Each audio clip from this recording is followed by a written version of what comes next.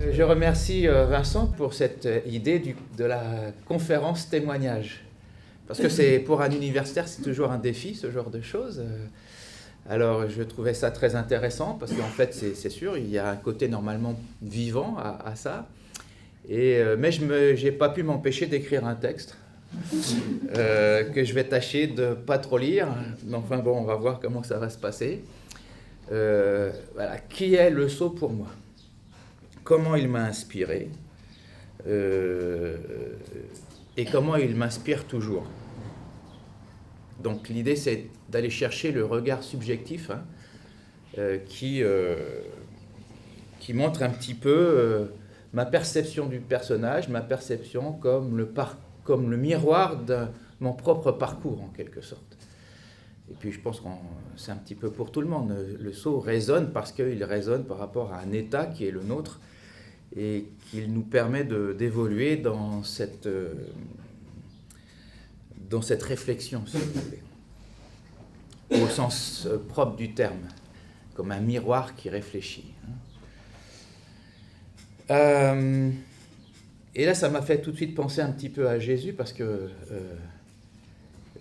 quand on se réfère à Jésus, on a tous notre Jésus, quelque part. Et donc, il y a une richesse liée à ça, parce qu'il y a différents regards sur Jésus.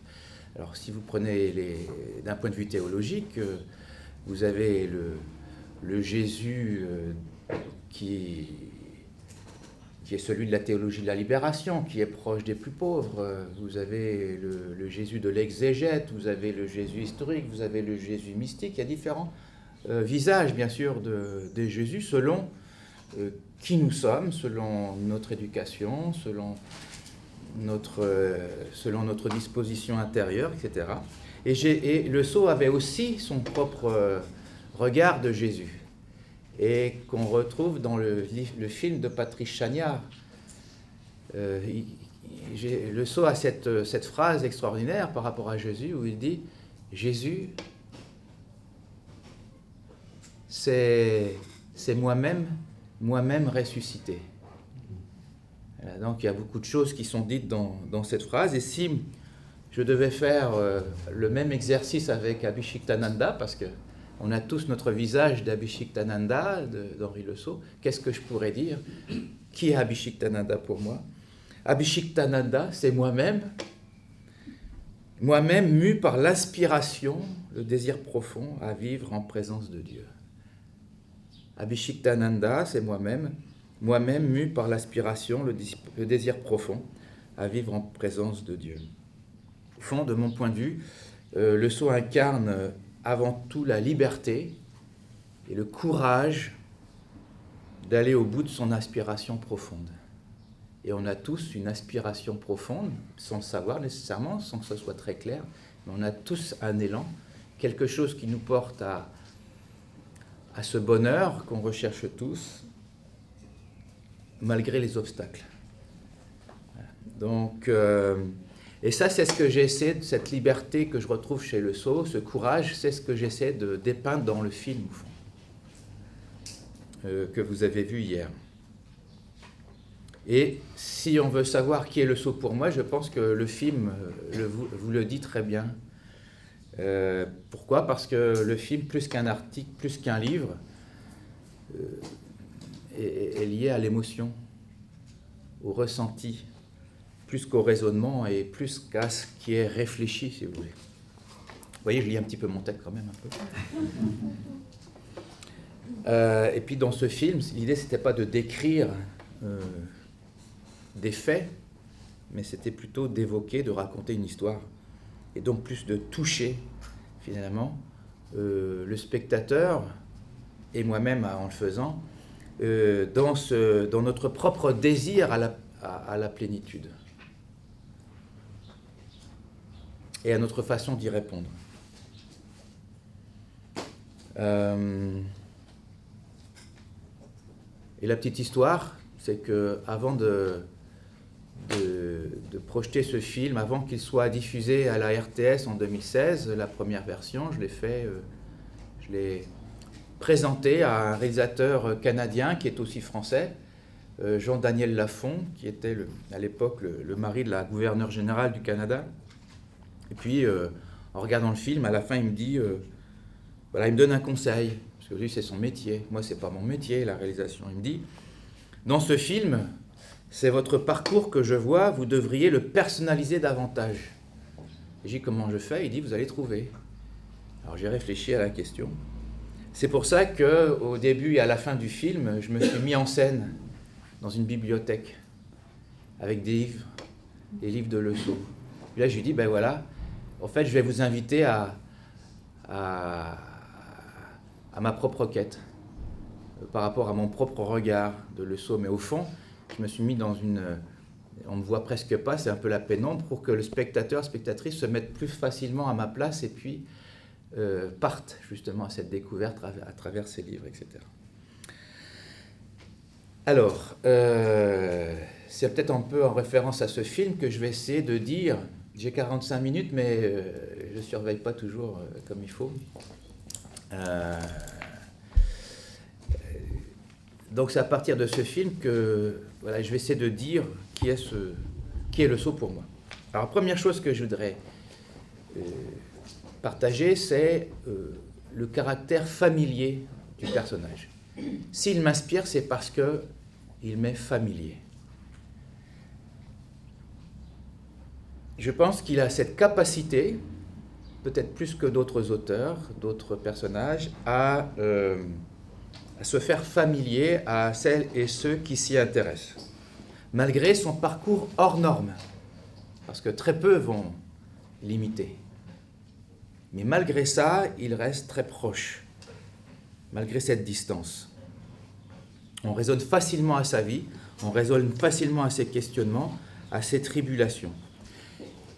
Et de façon très, très personnelle, cette familiarité, cette proximité s'est renforcée quand, sur les pas de Lesaut, les pas de Lesaut m'ont conduit en Inde, bien naturellement, mais aussi en Bretagne.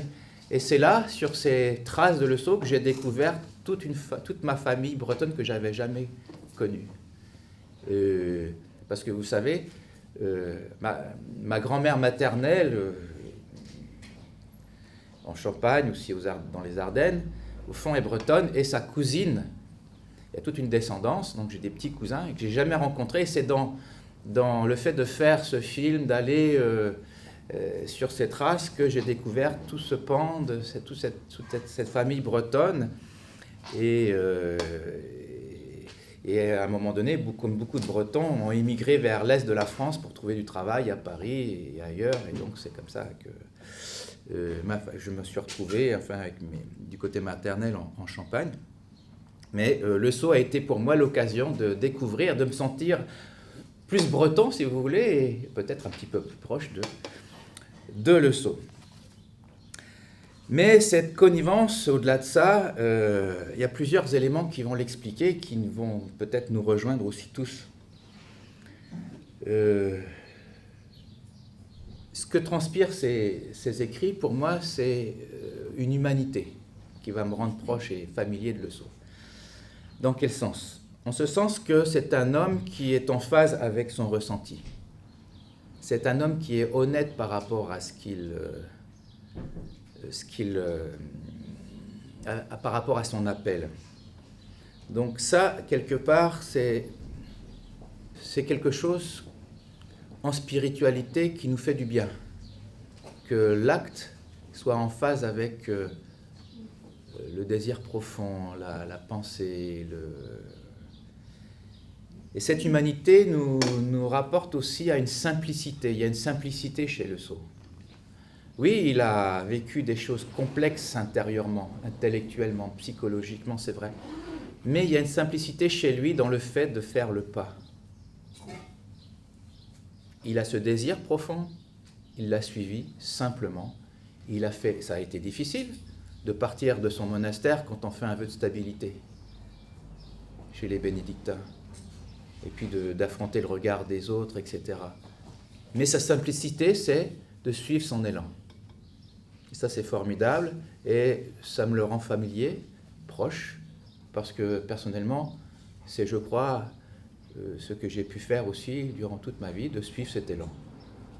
De partir à 18 ans en théologie, par exemple, à Strasbourg, alors que c'est un métier qui n'a pas vraiment d'avenir en réalité, parce que rares sont ceux qui peuvent en vivre, mais c'est pas grave, on y va, on suit un élan, et ensuite on part au Canada, et puis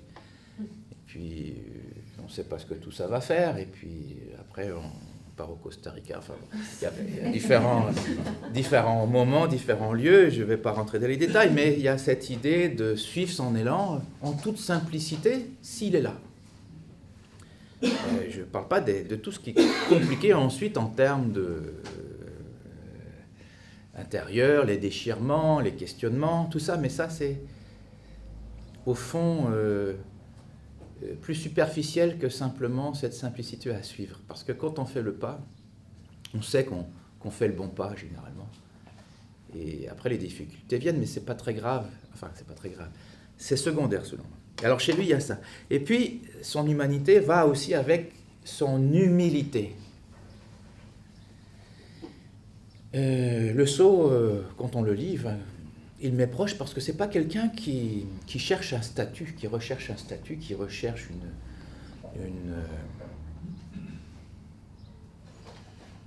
une reconnaissance, quelqu'un qui... Il n'est pas dans un rôle, il est vraiment lui-même dans cette humilité. Donc, lui-même veut être lui-même. Comme il dit à un moment donné, c'est retrouver l'enfant en soi. Donc c'est se retrouver soi-même. Et ça le rend accessible, je trouve. Ça me le rend beaucoup plus accessible. Et alors, ça c'est ce qui se dégage de ses écrits, vous voyez, ça m'inspire tout ça. Rien que ça, il y a une disposition là. Et puis il y a ce que je vais projeter sur lui par rapport à mon propre parcours. Alors, ce que je vais projeter sur lui par rapport à mon propre parcours, et c'est là qui va m'aider aussi, c'est toute sa dimension interreligieuse. Et je pars à Strasbourg, je viens d'un petit village en Champagne, et catholique comme la plupart là-bas, et je me retrouve chez les protestants, à étudier la théologie à Strasbourg, et en même temps je découvre un lama tibétain, je me mets à suivre ses enseignements, et je vais avoir ce parcours au sein du bouddhisme tibétain pendant 7 ans, qui va continuer à Montréal. Et au début, comme jeune étudiant en théologie, quand on te pose la question « mais qui es-tu » Est-ce que tu es chrétien? Bon, je suis le frère égaré pour les protestants, je vous l'avais dit hier. Après, oui, et puis le bouddhisme, c'est pas nécessairement bien intégré dans l'esprit des catholiques à l'époque surtout, et des protestants. Alors qu'est-ce que tu es? Donc la question est là, je ne sais pas vraiment répondre. Et c'est plus tard que je vais rencontrer Le Sceau par son livre que je l'ai mentionné hier également, Le Passeur entre deux rives, de Marie-Madeleine Davy. Je découvre un parcours extraordinaire. Et là, je saisis cette idée d'un dialogue et d'une confrontation avec l'altérité religieuse, et qu'il est possible de se définir d'une façon ou d'une autre là-dedans.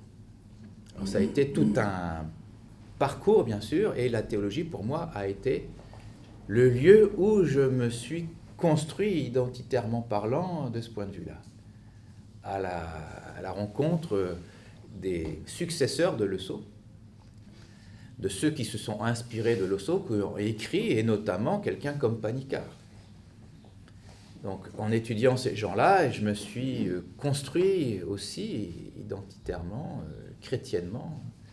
Voilà. Alors, Le Sceau a été une inspiration de ce point de vue-là. Et s'il y a 2 mots qu'il fallait retenir, si je pouvais résumer un petit peu ce parcours qui est aussi le mien, et qui est flagrant chez Le Sceau, c'est 2 mots, c'est contemplation et hospitalité. Et ça, c'est les 2 piliers du dîme, et sous le contrôle de Frère Amboise, c'est vraiment ces deux piliers qu'on retrouve dans cette aventure extraordinaire des moines en dialogue, des moines et des moniales en dialogue, qu'on connaît sous le nom de dîme ou mide aux États-Unis. Donc d'un côté, avec l'idée de contemplation, cette attitude, cet élan chez le sceau à vivre de la source, coûte que coûte. Le sceau est à la recherche de la source, coûte que coûte, à l'union divine. Et cette quête s'incarne chez lui dans un dialogue profond avec l'hindouisme. Donc la dimension interreligieuse et fondamentalement de l'hospitalité, qui est un grand thème chrétien. Alors, je vais développer un petit peu ça. Il y a quand même un côté systématique à ma façon d'aborder les choses. Mais avant tout, je voudrais dire ceci. C'est que il y a dans cette inspiration l'importance des mots et de la théologie. Parce que le sceau m'inspire d'abord et avant tout par ses écrits. Alors, on ne peut pas faire économie de ça. Je n'ai pas rencontré personnellement le sceau, mais ça ne m'empêche pas d'avoir le sentiment d'être proche de lui, qu'il me soit familier. D'ailleurs, j'ai oublié une chose. À l'abbaye de Fleury, en parlant de pourquoi il m'est familier, à l'abbaye de Fleury, j'allais dans la petite... comme il y a dans toutes les abbayes, il y a un magasin où vous pouvez acheter toutes sortes de choses, et notamment une librairie. Et donc, comme ça, je déambulais et regardais les livres, et je tombe sur un livre sur Saint Silouane, un ermite orthodoxe, et puis je feuillette comme ça, et puis il dit l'Esprit Saint nous unit tous, les hommes, et c'est pourquoi les saints nous sont proches. Et tiens, il ne faut pas que je l'oublie celle-là. Si le sceau nous est proche, c'est parce que aussi c'était un homme qui vivait et qui irradiait l'Esprit Saint. Et il nous touche dans le cœur quand on le lit parce qu'il y a ça aussi. Et peut-être fondamentalement parce qu'il y a ça. Parce qu'il y a ce rapport à l'Esprit Saint. Et dans ses écrits, on a accès à ça, de façon mystérieuse. Mais les mots on ne peut pas faire l'économie. C'est par ces écrits que je le rencontre. Le sceau est un grand mystique, mais c'est aussi un auteur. Et si dans l'histoire de l'Église, on a accès à nos grands mystiques, c'est parce qu'ils étaient aussi des intellectuels et des auteurs. Et là, tout de suite, je veux casser cette image que la spiritualité est anti-intellectuelle. Donc, on est contre le raisonnement, etc., etc. Ça ne veut pas dire qu'on n'a pas ces mises en garde régulières, que l'intellectuel est peut-être le plus loin du but que celui qui est pauvre d'esprit, comme vous le retrouvez dans les premières pages de l'Imitation de Jésus-Christ. Ce livre qui a été aussi important que la Bible au Moyen-Âge, il commence par ça. Donc il y a toujours un équilibre ici à essayer de saisir. Mais en tout cas, le sceau est un auteur qui a écrit beaucoup, qui a manié les mots, qui a manié le verbe, qui est reconnu comme un écrivain et quelqu'un qui a son style. Donc pour moi, le sceau m'inspire en tant que théologien.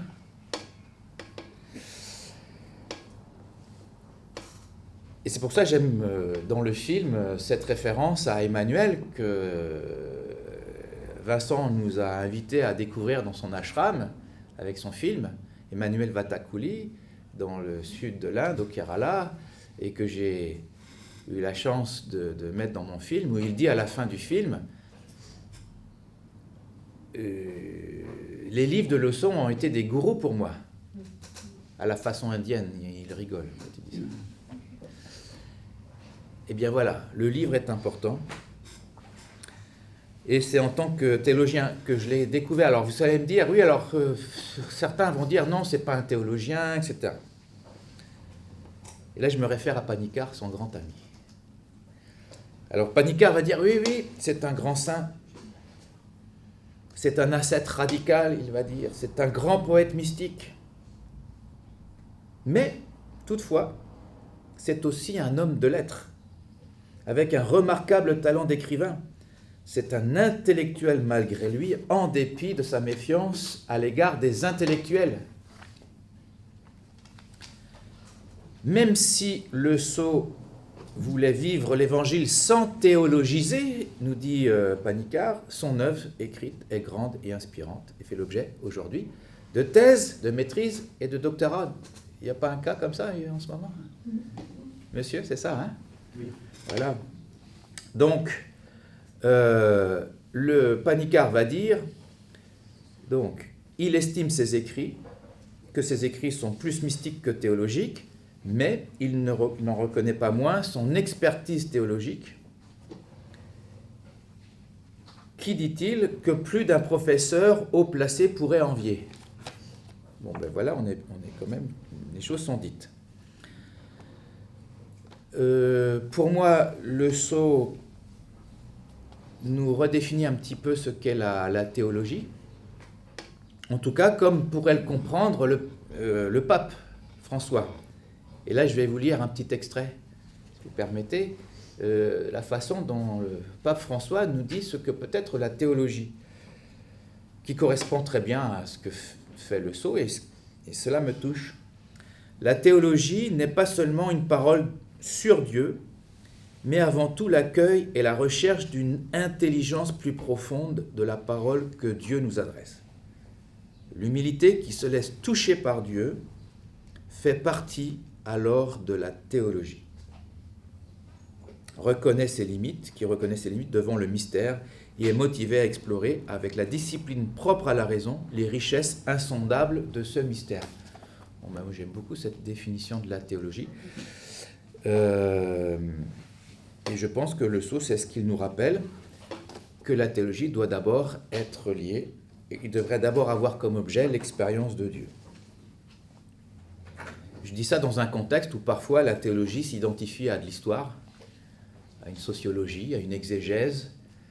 Alors oui, toutes les disciplines des sciences humaines sont importantes et font partie de la théologie, mais je pense que ce qui rend spécifique la théologie, c'est ce rapport à l'expérience de Dieu, pas seulement à Dieu comme une idée, on va développer de façon métaphysique, mais comme une relation, comme une expérience qui nous fait grandir et qui nous ouvre à cette promesse évangélique du royaume de Dieu.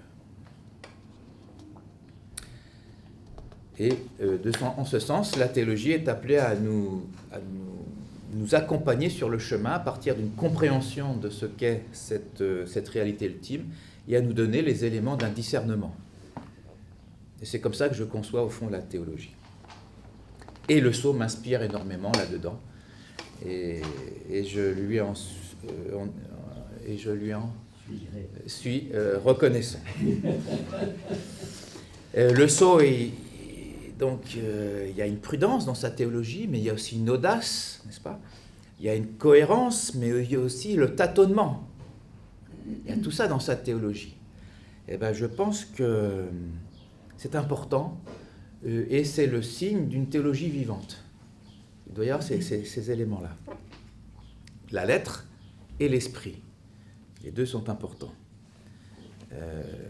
L'esprit s'exprime dans la lettre et la lettre est vivante par l'esprit.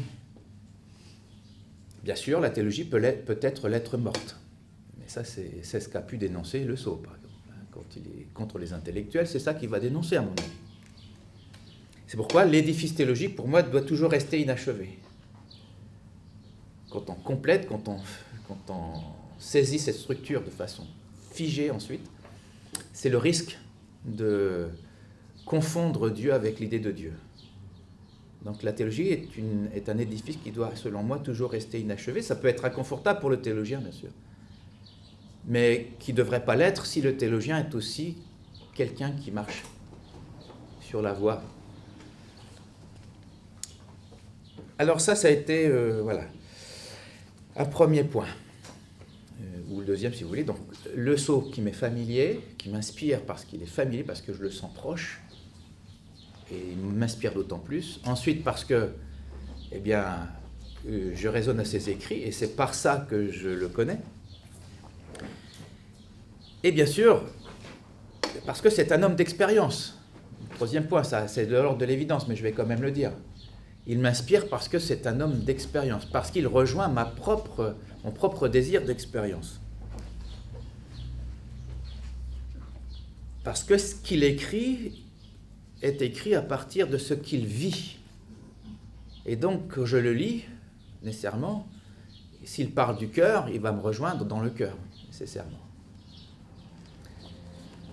Et ça, tout le monde peut en faire l'expérience, hein, que ce soit un film, n'importe quoi en art. Si vous faites les choses avec le cœur, ça va toucher.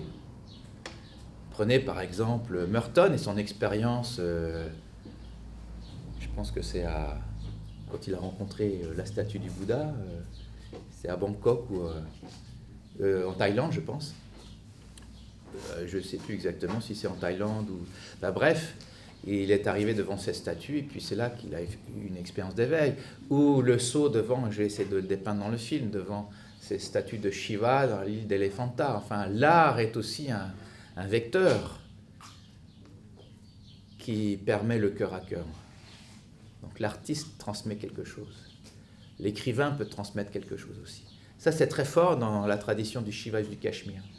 Les écrits des mystiques sont des vecteurs d'éveil. Bon, on a ça dans le christianisme avec la parole de Dieu, normalement aussi. Hein. Et dans l'islam également. Donc, ce qui me touche dans l'expérience de Le Sceau, c'est bien sûr son rapport à cette réalité ultime, au-delà de toute forme, au-delà de tout nom, que ce Dieu est au fond à l'intérieur de soi. C'est toujours, des fois, on a l'impression dans les discussions que les chrétiens découvrent l'idée qu'il est à l'intérieur. Alors, on a besoin du bouddhisme, de l'hindouisme pour se faire dire ça.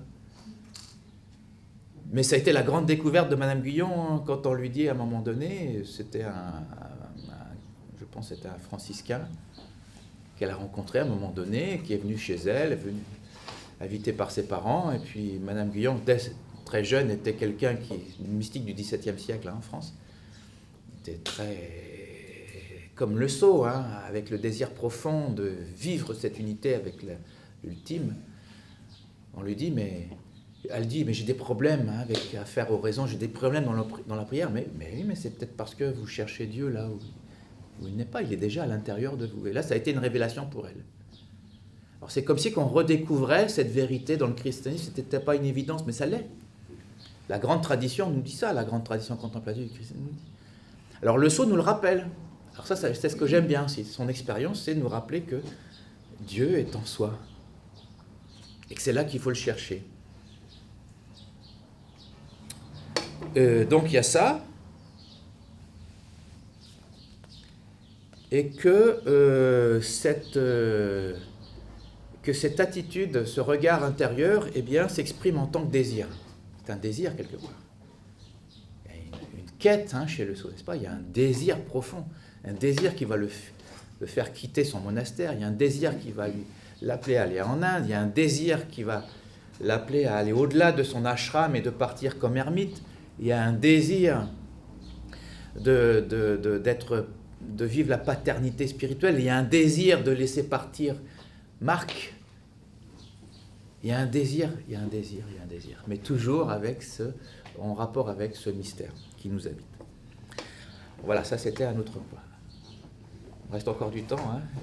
Finalement, j'ai pas mal de points, mais enfin, on verra ce qui est possible de dire. Alors après, pour aller plus loin dans cette expérience qui me touche chez Le Sceau, c'est cette radicalité. Le mot ici, c'est radicalité. Et là, je pourrais même ajouter l'adjectif évangélique. Ce qui m'inspire chez lui, c'est sa radicalité, avec laquelle il répond à son désir de trouver Dieu, dans le plus intime de soi.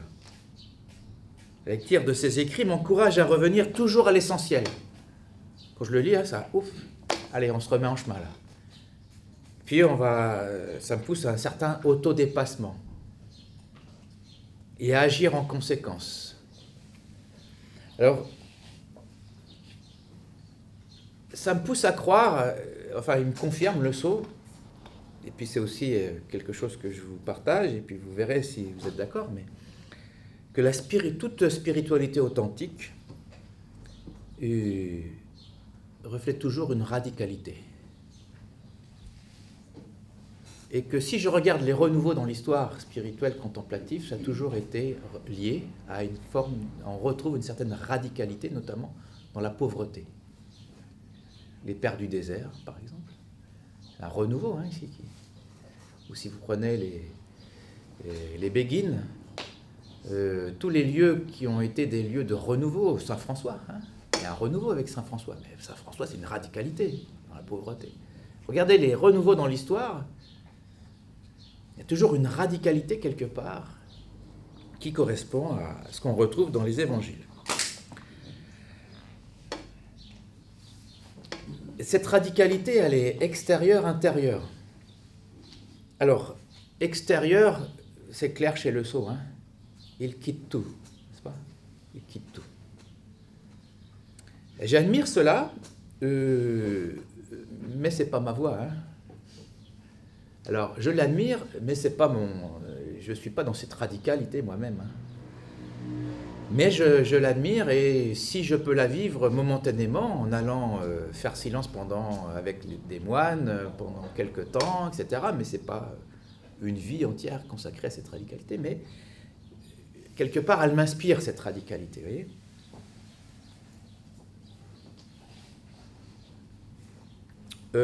D'ailleurs, le sceau ne nous invite pas à le suivre. Il le dit bien, ça. Hein. À un moment donné, il dit, et puis ça, c'est Odette Baumer d'Espeigne, qui avait les fameux écrits de Le Sceau, hein, dont nous a parlé hier Patrice. Elle nous rapporte de Le Sceau. Il a dit à un moment donné, un clown, c'est assez. En parlant de son parcours. Un clown, c'est assez. C'est-à-dire, ne faites pas comme moi. Donc, il ne nous encourage pas à suivre son exemple. En plus, à la fin de sa vie, on retrouve ça dans le film de Patrice, il dit bien, à la fin de sa vie, hein, il dit, vous n'avez qu'à ouvrir les yeux là où vous êtes. Tout est là, tout est déjà là. Bon, ironiquement, puis ça me fait toujours rire, c'est souvent les gens qui ont passé leur vie à renoncer qui vont dire ça à la fin. Souvent, hein. Après avoir parcouru le monde, mais vous n'avez pas besoin de partir. Tout est là. Ah, d'accord. Ça fait toujours un petit peu sourire. Alors ça veut dire pour moi quelque chose quand même. Il y a un certain départ qui est nécessaire. Alors ça ne veut pas nécessairement dire tout quitter comme Le Sceau. Hein. Alors oui, je crois qu'une vie absorbée en Dieu peut se vivre à même les activités quotidiennes. Puis on a des exemples, hein, notamment chez les soufis, où la présence de Dieu se transmet souvent de père en fils, que le maître donne la capacité à son fils d'être lui-même maître. On retrouve ça chez les soufis, et puis ils sont mariés, et le commun des mortels n'est même pas conscient de ce qui se passe intérieurement. Mais je crois qu'il ne faut pas minimiser non plus les exigences propres à la voie contemplative, notamment dans le fait de se faire face à ces conditionnements qui sont tellement bien enracinés et qu'on pourrait minimiser, et dont nous parlent les pères du désert. Je pense que la tiédeur est incompatible avec la voie. Si vous prenez son livre « Éveil à soi, éveil à Dieu », le livre de Le Sceau, dans les premières lignes, il va parler de tiédeur. Il dit « on n'est pas un contemplatif à temps partiel ». Ça n'existe pas, ça. Il dit « on est contemplatif complètement ou pas du tout, quoi. C'est pas à temps partiel, c'est pas 20 minutes le matin, 20 minutes le soir, comme on prend un médicament prescrit par le médecin. C'est tout le temps. Donc là, il y a une radicalité, dès le départ. Et ça m'inspire pour justement tendre vers quelque chose là qui me semble quand même vrai. Alors, on va quand même s'accorder sur le fait que le plus important, c'est la radicalité intérieure plus qu'extérieure. Et donc, qu'elle est plus importante que les styles de vie qu'on pourrait avoir, comme celui de Le Sceau qui serait ermite, entre guillemets. Enfin, il n'a jamais été ermite, il a toujours été semi-anachorète, on va dire, semi-ermite. Un peu comme les pères du désert, hein. Ils n'ont jamais été vraiment des ermites tout le temps. C'était des semi-anachorètes la plupart du temps. Alors, cette radicalité, comment elle s'exprime ? Eh ben, quand je retourne à l'Évangile et à cette idée, vaut mieux s'arracher un œil que de perdre son être tout entier. Marc 9. Et si ton œil est pour toi une occasion de chute, arrache-le. Mieux vaut pour toi être entré borgne dans le royaume de Dieu que d'avoir 2 yeux et d'être jeté dans la décharge. Ça, c'est radical. Et c'est intérieur. Bien sûr, on ne va pas commencer à s'éborgner. Mais il y a quelque chose qui est dit là, qui est très important, qui fait partie d'une radicalité. Au niveau des pensées, au niveau des intentions. Tout se joue là. Hein. Enfin, les grandes mystiques nous renvoient toujours à l'importance, le rôle des pensées. On découvre ça avec le zen, bien sûr, on commence à s'asseoir, puis là, tout de suite, on va découvrir ce qui a toujours été là, et c'est ce brouhaha, mais c'est dans la mystique chrétienne. Vous prenez le Starets Thaddée, par exemple, vous allez retrouver ça, Jean-Michel Larcher a fait un livre sur lui, vous avez sur Internet des entrevues, il va mettre en premier lieu de l'avant la question des pensées. On est nos pensées. Nous sommes nos pensées. Donc, tous les mystiques, tous les gens qui vivent de cet esprit, de cette présence de Dieu, vont parler de ça, et que tout est les enjeux, c'est là que ça se passe, hein, c'est là que ça se joue. Mais là, il y a une radicalité face à ça, hein, à laquelle nous invite l'Évangile, notamment avec l'image du jeune homme riche. Tu veux être parfait ? Bah, tu quittes tout maintenant, et tu viens, tu me suis. Hein. Ça, c'est radical. Il dit non, je suis trop riche, ça va être difficile. En tout cas, tu as le salut, il n'y a pas de problème. Tu as suivi les commandements, c'est ce que dit Jésus. Tu n'as pas besoin de plus. Mais si tu veux être parfait, ça, c'est autre chose.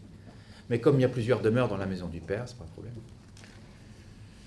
Là, cette radicalité,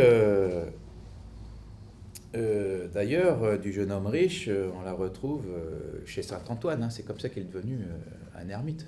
Il disait, mais comment c'est Jésus, je peux te suivre ? À un moment donné, il passe devant une église, il y a le curé qui fait la messe, et puis il entend dire la parole du jeune homme riche comme réponse. Il est parti, il a pris au sens littéral. Et on retrouve cette idée chez les pères du désert de la xénithèia, qui pour moi est fondamentale, c'est l'expatriation. Tout commence dans la spiritualité du désert avec le fait de partir.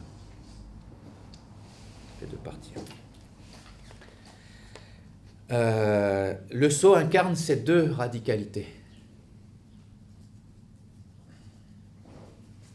Extérieur, intérieur. Et ça c'est sûr que ça me touche et ça me questionne et ça me remet en question. Il m'inspire aussi dans sa façon de me remettre en question. Alors, qu'est-ce que je devrais...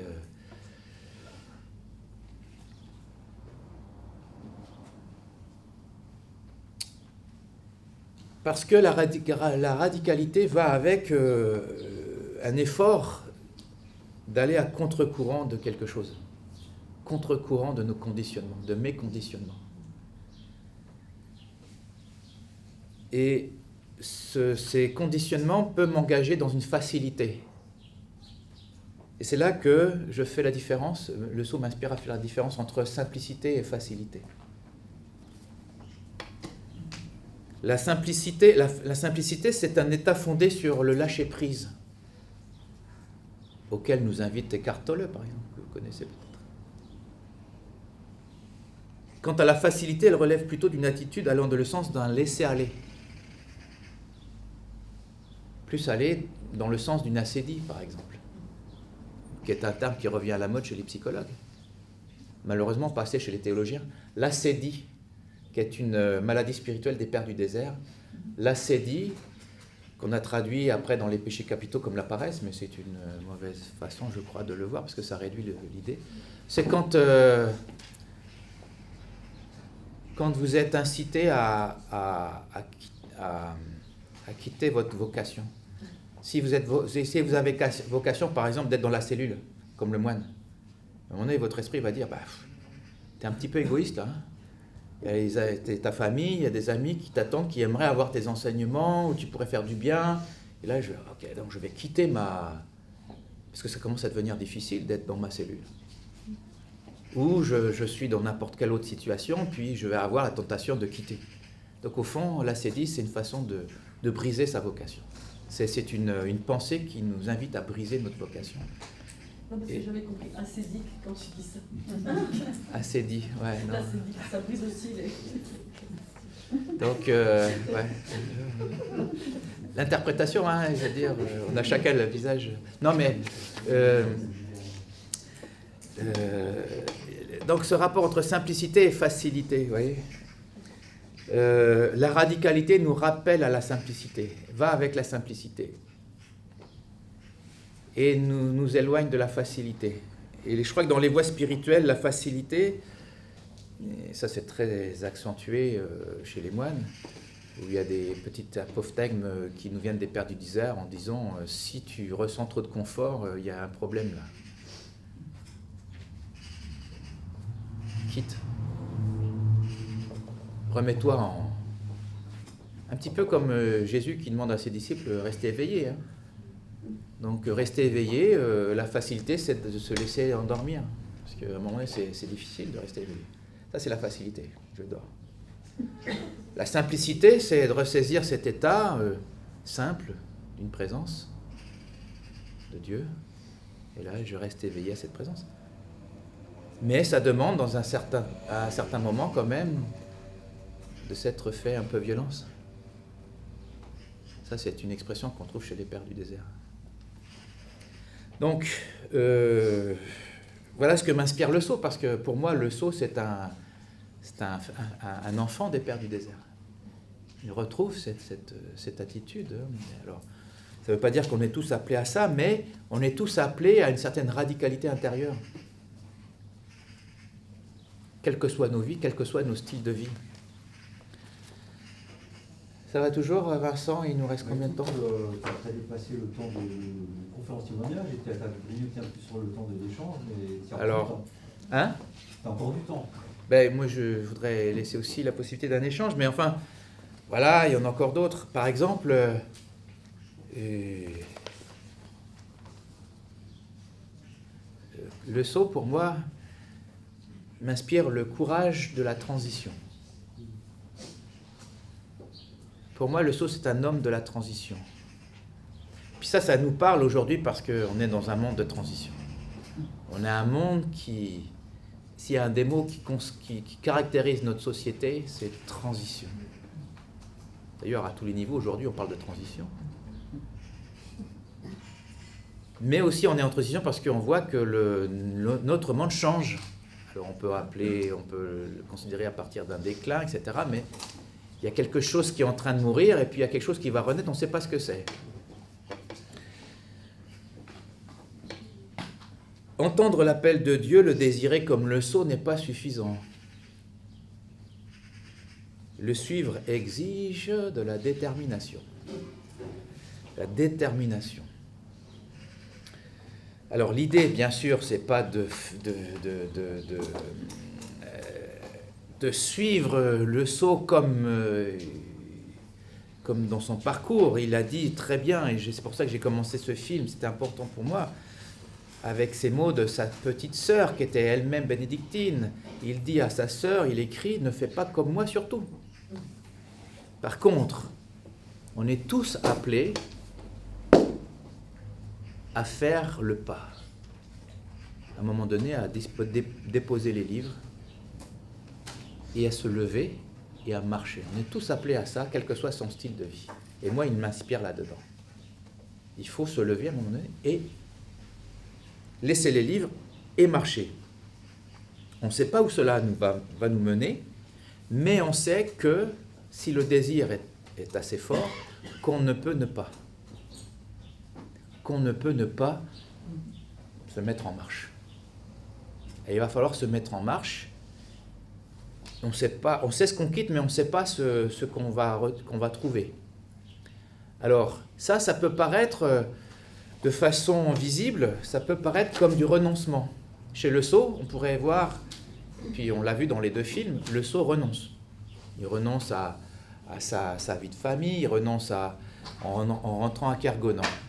Quand il va en Inde, il renonce à Kergonan, à sa vie en communauté avec ses frères pour aller en Inde.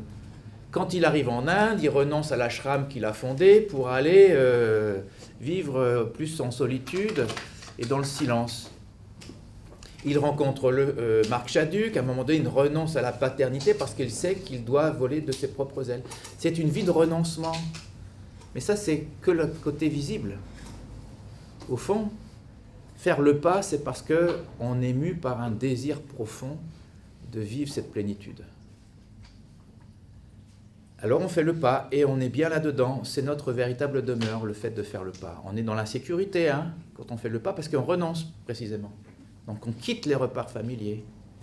Mais on est chez soi parce que et c'est le pas qui devient la demeure. Mais plus que le pas lui-même, c'est cet état de paix, c'est cet élan qui est notre véritable demeure. Et ça ne vient pas de nous, ça vient du divin.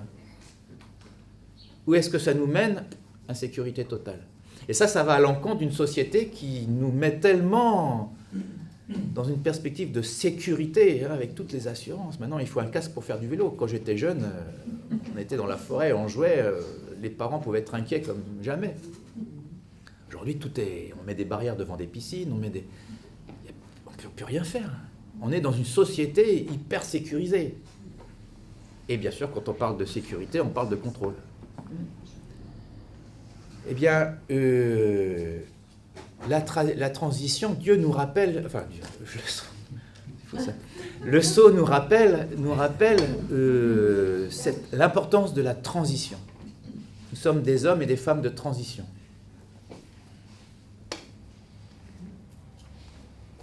Et il nous rappelle qu'il est important de ne pas figer la transition. La transition, ce n'est pas le prétexte pour une nouvelle identité. C'est un lieu de passage. C'est un entre-deux. L'idée, le risque ou la tentation, ça serait de figer la transition. Comme par exemple, on pourrait figer l'état du sannyasa. Je suis un sannyasi. Vous voyez, ma robe, c'est un statut. Je suis pas ordinaire. Vous voyez, on serait déjà dans la cristallisation, je dirais, d'un état qui précisément est le lieu par excellence de la non-identité. Et donc Le Sceau avait des mots durs par rapport à ceux qui utilisaient ça pour effectivement se donner un rôle. C'est l'absence de rôle au contraire. Et donc Le Sceau m'inspire dans ce rapport à l'entre-deux, qui est le lieu, notamment dans le Shivas du Cachemire, de l'éveil. L'entre-deux est le lieu de l'éveil. Et en passant, je pourrais peut-être terminer avec ça parce que je ne voudrais pas dépasser trop, mais à la fin de sa vie, Le Sceau était beaucoup plus en phase avec le Shivas du Cachemire. Vous avez un article très intéressant là-dessus, fait par quelqu'un que vous connaissez peut-être en France, Colette Poggi, élève de Liliane Silburn, grande érudite et spécialiste du Shivas du Cachemire. Et Le Sceau, vers la fin de sa vie, était beaucoup plus en phase de cette tradition, qui nous engage à saisir finalement l'essentiel dans le mouvement, dans le phénomène, dans le monde phénoménal. Donc il n'y a pas de dichotomie ici entre le transitoire et l'éternité. C'est au contraire dans le transitoire, dans le fait d'être incarné véritablement dans sa spiritualité, que l'on saisit cet instant d'éternité. Et ça, c'est une autre dimension qui m'inspire chez Le Sceau, mais bon, je ne peux pas prendre trop de temps. Il y aurait des choses. En tout cas, peut-être que ce test sera publié à un moment donné. On verra bien. Mais en tout cas, je ne sais pas quelle heure il est. Voilà, peut-être que... Il reste un quart d'heure au global. Oui, est-ce qu'on... pour les échanges, est-ce qu'on... On peut, On mais fait jusqu'à écart, le dernier carat, parce qu'après, il faut qu'on se prépare pour la visio. Ouais, alors échange alors. Merci.